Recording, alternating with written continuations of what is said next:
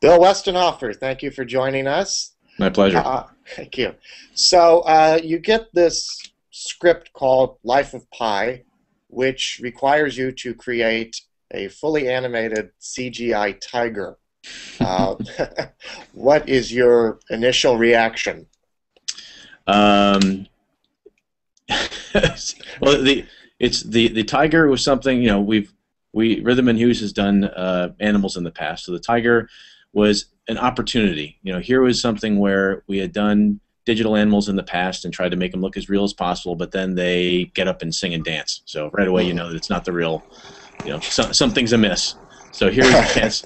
Here was a chance to do a digital tiger that was a digital, or was a real tiger and behaved like one. And I told the crew that this is your chance if we pull this off to fool your colleagues and actually fool the experts that this is a digital creation or not. Mm-hmm. Now, talk to us about, I guess, the development of this. Where do you start from? Take us through the process. Sure. You start from the real thing. There were 4 real tigers that we used on the film. One named King there's a French trainer named Thierry Leportier who owns the tigers in Bordeaux, and Eric DeBoer, my animation director, and I went out to meet the tigers and to meet King in person. There's something I can check off my bucket list. We'd been taking a bunch of photos and video references, and I was right next to the cage, and King decided that he'd had enough, and he turned and told me very authoritatively that he was done for the day. So I can check that off my list. But we shot a lot of video reference, and then we started a process, and it took about a year to build the digital asset Richard Parker. We start with photos, and we build a model and just keep going back and forth and making adjustments. And in the end, we had a character that had 10 million hairs and took about 30 hours a frame to render. But we would study all the tiny nuances of how the skin wrinkled and how the fur moved and the behavior of the tigers themselves to incorporate into our character. Mm-hmm. Now, not only do you have to create this tiger, but in a sense, you have to create an entire world with the ocean and Right. The inhabitants of it. Talk to us about that. Sorry. Well, the oceans were actually as daunting as any of the animal work that we had to do. Ang told us from the get-go that he wanted the oceans to be as much a character as the animals, which is sort of code for the oceans and the skies really help set the mood for the scene. When Pi's feeling desolate and alone, we try to reflect that in the skies, and as his mood improves, we go to a more friendly sky, etc. So the oceans, Ang does a ton of research in his movies. So in addition to meeting tigers in person, he took us out on a Coast Guard cutter off the coast of Taiwan into heavy 15-foot surge, and we're all trying to fight back seasickness, and we're leaning over the rail, and he's pointing to little wind riplets on the waves, and that's how I knew that this is going to be a different journey than most. He really studied the most minute detail and wanted that to come through in our digital oceans. We looked at this is unlike most films that involve the ocean. This is one of the rare ones that over 3/5 of the film's running time is actually spent on the ocean, and not just on the deck. You're sitting right smack with Pi's butt in the ocean, and so we had to get detail levels and have enough variety that it would entertain the audience for that much of the film. So we talked about how we were going to do this. We did discuss, do we shoot any of this on the actual ocean? And we answered that really quickly on another one of Ang's research days. We took a lifeboat and Pi on a raft and had him sit off the coast of Taiwan and just kind of get a feel for how things worked. And just doing anything on the ocean is logistically challenging. So to carry Ang wanted in addition to animals, water, and children, which are the 3 no-nos in film, Ang wanted to add 3D to that. So we had these 100-pound 3D camera rigs that there was no way we were going to. They wouldn't have survived the rigors of the ocean. So we knew there was going to have to be tank work involved. We started from the tank itself. We sat down with the company that designs theme park attractions and worked out specs for essentially a football-sized tank that was custom built in Taiwan. It had some unique features in that a lot of the tanks that were around and the wave-making machines that were around at the time suffered with what Ang called the bathtub effect, where waves would bounce off the wall and just kind of give this kind of sloshing back and forth. action that is not what you see on the open ocean. One of the key things that you see on the ocean is this really slow swell, the slow up and down, and there's a directionality to it, which required a tremendous amount of horsepower in the wave making apparatus that was incorporated in the tank, and then a wave brake was built at the end. It was really tuned to be able to give you 24 different wave types and patterns, and it was the starting point for all of our ocean work. From there, we had to figure out how we were going to extend the ocean. In 2D, that's a challenge, but in 3D, it really required very precise matching of the surface, any part of the surface we were going to keep, and that was the one thing sitting on set that I would act as confident as possible, knowing that we hadn't figured out how we were going to do it, and knew that we had a pretty bright team back in LA that would be working to figure that out. Mm-hmm.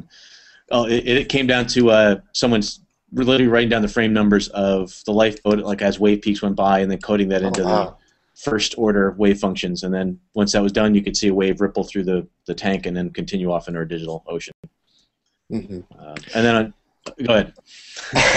No, you can keep going. I mean, that's the okay.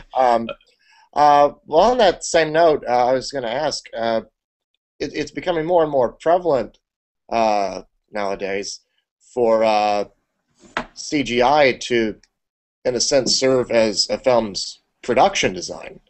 You have films like Avatar or the recent Alice in Wonderland and now Life of Pi, which are so effects heavy and create most of the world through a computer. Mm-hmm. Do you think that, I mean, is that still true production design, or is it?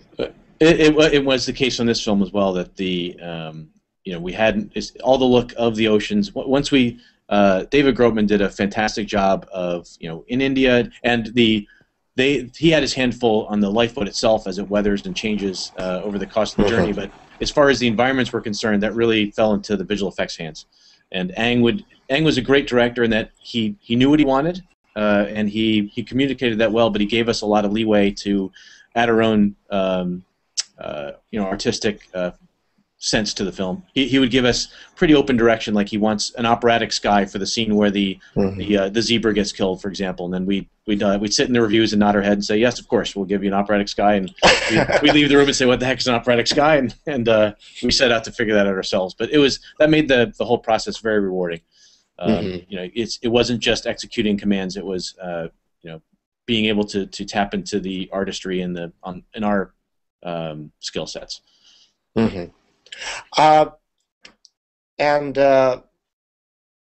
I'm sorry, I lost my train of thought. Talk about 3D. How does how does 3D further complicate matters? It makes things some numbers, not 10 times harder, but it makes things considered at least 2 times harder with each eye. But really, some things aren't affected as much as others. The Tiger is, in fact, really is the least impacted by doing rendering at 3D. You just have to be a little more careful about making sure he's sitting in the right place and making sure the shape, your pose works well for both eyes. But then you just render them both. What really gets challenging is compositing. There's a lot of techniques that visual effects use that, for example, shooting generic elements of splashes that just don't lend themselves well to 3D, because you'd have to shoot them. The element shoot would have to be have the element placed in the exact right position in relation to the cameras to get the right parallax and whatnot. So a lot of those things require the use of, we had to do digital splashes in times where we may have comped in some in other productions. Matte edges, if you want to cut someone out of a plate and move things around, have to be way more precise in 3D, because you'll get little. This was my first 3D film, and it was interesting to see how you can actually physically harm someone if you do something wrong. If there was an error in a render and we're watching dailies, you'd see a whole room full of people throw their glasses off and cry in pain as your eye tries to fuse it. But you had to spend. There are many times during post-production, as we're working the effects, where we look at the comp and I'd say, someone had been working on it for weeks, and I'd say, sorry, if this were 2D, you'd be finished, but there's still some more work to be done. So it does add to the challenge. although this film was shot in native 3D as opposed to a post conversion, and when you can do it, native 3D definitely gives a more satisfying result. There's little tiny details it picks up, but more importantly, what I think what distinguishes Pi from a lot of 3D films prior to this, with the exception going back to Avatar, Pi was conceived by Ang and processed by Ang throughout the movie as a 3D film. He thought about 3D from the get-go. He composed his shots with 3D in mind. He thought about his cut sequences with 3D in mind. And I think that's where I've had discussions about what's better, post-conversion or native 3D, and while there are definitely differences in the two, the more important question is how the director approaches 3D and whether they embrace that as part of the process, or if it's an afterthought, it's always going to be less satisfying than designing the film with that in mind from the get-go. Mm-hmm. And why do you think that it was such an integral part of this film? That's a great question, and one that when I first started working on this 3 years ago, and I told people I'm working on Life of Pi and it's going to be 3D, the first question was, why is that being done in 3D? One of the assumptions being that it had to be an event film or some extravaganza to justify the 3D cost. But what Ang there's some subtle things that really started to show as we did this process that started to show the value of the 3D, and one for example was the water. On that same the Coast Guard cutter, I was out in the middle of the Pacific, and there's these dramatic waves going by, 15-foot swells, and I had my Canon 5D to take reference photographs of just in 2D, and I'd see a shot, I'd see this great wave, and I'd snap a picture, and the 2D image had lost a lot of the value because you couldn't see the subtleties in the waves, and that was something that came through right away. It helped really give a presence to the journey and really help a person, the audience member, see what it's like to be sitting at the base of a bunch of waves going by. So that added to it, and there's some things you can do in 3D. An example that Ang often points out is the underwater shot where Pi sees the ship sinking. That's actually simultaneously an over-the-shoulder shot and a POV. It's something in the language of film that you can't do in 2D because Pi is actually out of the frame. You're seeing over his shoulder, but you're also your point of view of the ship is his at the same time. So there's a lot of interesting things, and it just shows that there's a lot of exploration that you can do from a filmmaking standpoint to tell stories in a different way. Mm-hmm. What is it that you strive to achieve as a visual effects designer? The first thing I want to do is selfishly satisfy myself. I want to see something that I think is aesthetically pleasing, and it's the ultimate goal is to deliver the director's vision, and the best way to do that is to embrace it as your own and make it so that you're satisfying yourself and if that's done, you're satisfying what the director's after. So you want to embrace what he's doing, and it's I like the new challenge, coming up with something that's hard, like blending the water in 3D, trying to figure out how to do it, and continuously coming up with some new challenge and seeing it realized is what I'm really after. But all along, you're trying to do your best to do justice to the story, to do justice to the director, and to make something that's beautiful that audiences haven't seen before. Mm-hmm. And what did you take away from this film in particular? What I took away from this film, what the most rewarding part was the fact that we were able to really participate in the artistic aesthetic of the movie. It's the visual effects industry. We constantly get asked what's the new and greatest thing, and the questions tend to focus around the new gee-whiz technology or the new accomplishments. But it's everyone who works at these facilities are artists, and it's that a lot of us that's our first training before we came to computers, and to be able to demonstrate that in a film was the most exciting and rewarding part of working on Life of Pi. Mm-hmm. So do you have your Oscar speech all written out? I have to ask. I've thought of a couple things in case, we'll see. I figure I have a 1 in 5 chance. So, well, everyone has a 1 in 5 chance, exactly. Thinking it that way. So. All right. Well, then good. It is a amazing year. You look at the work that's out there, and visual effects.